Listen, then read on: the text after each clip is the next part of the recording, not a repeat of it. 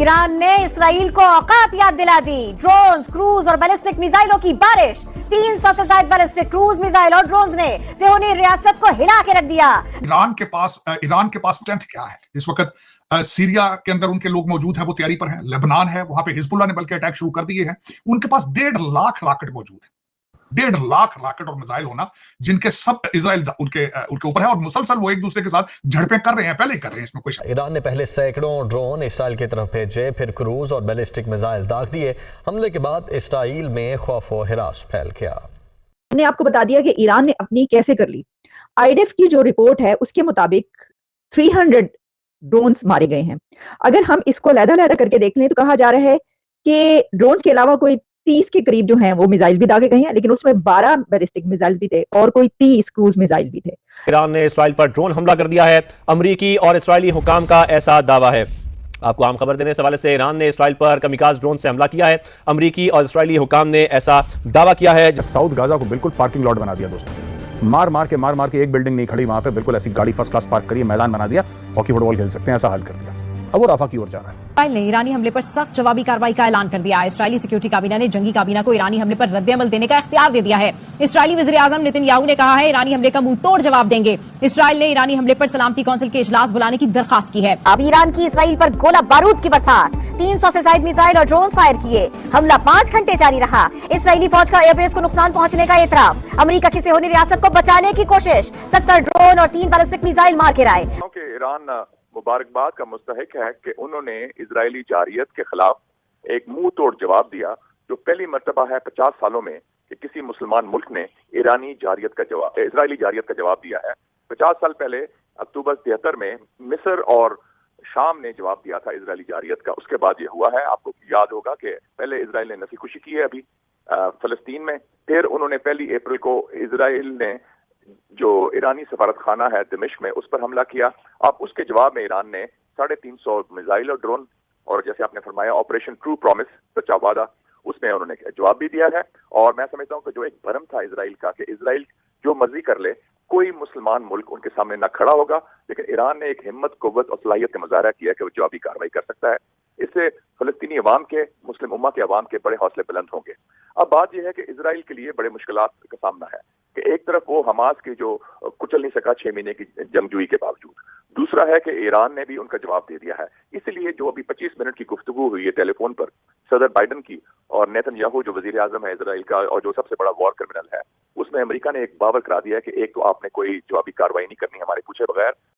अरब ममालिक हैं या पाकिस्तान की भी मैं बात करूं, यहाँ पे लीडरशिप खामोश है और अवाम बड़ी खुश है।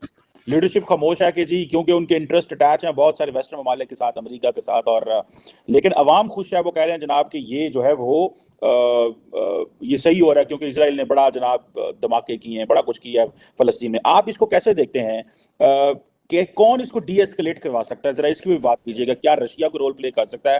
रशिया तो खैर एक और पोजीशन में, चाइना को रोल प्ले कर सकता है, सऊदी अरब को रोल प्ले कर सकता है।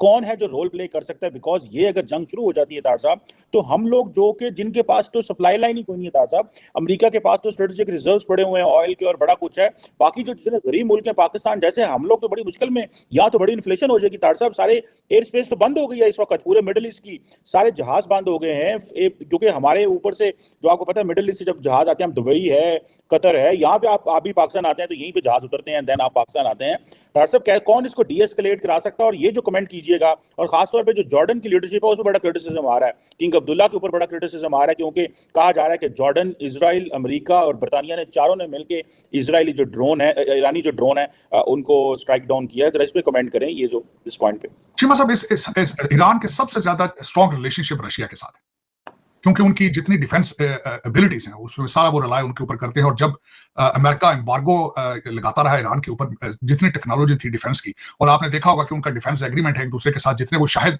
ड्रोन्स बनाते हैं वो सारे के सारे रशिया इस्तेमाल करता है यूक्रेन के खिलाफ।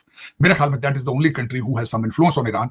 अदरवाइज मैं दूसरी जो बात मैंने ईरान के बारे में जो मैंने उनकी हिस्ट्री में स्टडी की है कि they are very independent, making their own decisions, they don't listen to others matter of fact. लेकिन चीमा साहब हमेशा दुनिया के सेंटीमेंट ओप्रेसर के खिलाफ होते हैं, रिगार्डलेस किसी किस्म का भी ओप्रेसर हो। इस वक्त अगर देखा जाए तो पूरी दुनिया के अंदर अमेरिका, मैं कई दफा ये डिस्कस अमेरिकन के साथ भी कर चुका हूं कि अब मैं इसकी छोटी सी मिसाल दूंगा। सबसे ज्यादा पैसा तो वो खैर इजराइल को देते हैं, लेकिन इजिप्ट को बहुत ज्यादा पैसा अमेरिका देता है एड के हवाले, ग्रांट के हवाले से, लेकिन सख्त सेंटीमेंट है लोगों के उनके खिलाफ। उसके बाद टर्की के साथ F-16 और उनके साथ उनके रिलेशनशिप बड़े पुराने हैं, लेकिन सख्त खिलाफ है Turkish, anti American.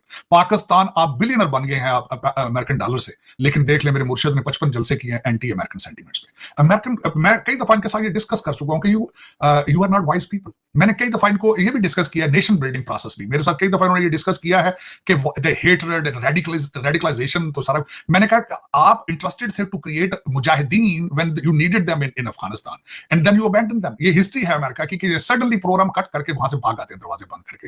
Hillary Clinton has said few times that they regretted it, लेकिन मैंने कई दफा इनको कन्विंस करने की कोशिश की है कि what instead of giving some money to the corrupt people and buy their feelings, why don't you go into the nation building process, try to educate the people so they can live happily in peace and peaceful and leave you alone at the same time. And some of the American they agree on it, लेकिन ज्यादातर American जो है वो यही करते हैं।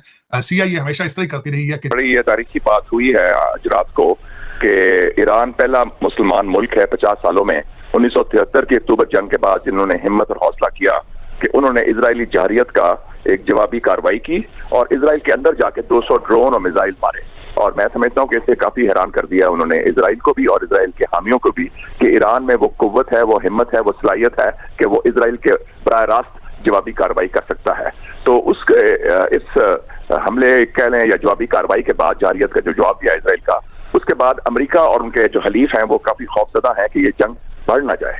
और उनको ये सबसे बड़ा खतरा है कि अगर इजराइल ने उसके कुछ कोशिश की ईरान के खिलाफ तो उससे कुछ मामला उनके खिलाफ जाएंगे, क्योंकि आगे गाजा की जंग भी हो रही है, अमेरिका के लिए यूक्रेन की जंग भी हो रही है और अवामी राय आमा एक तरफ है।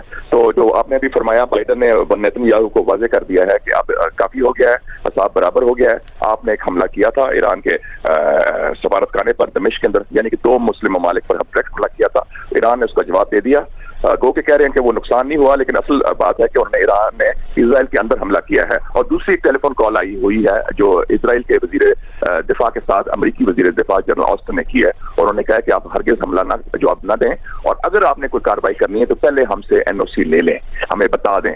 तो मेरे ख्याल में इस सूरत हाल में मुझे लगता नहीं कि इजराइल को बहुत बड़ी कार्रवाई करेगा इंडिया ईरान के खिलाफ, कुछ और लेवल की कार्रवाई हो सकती है।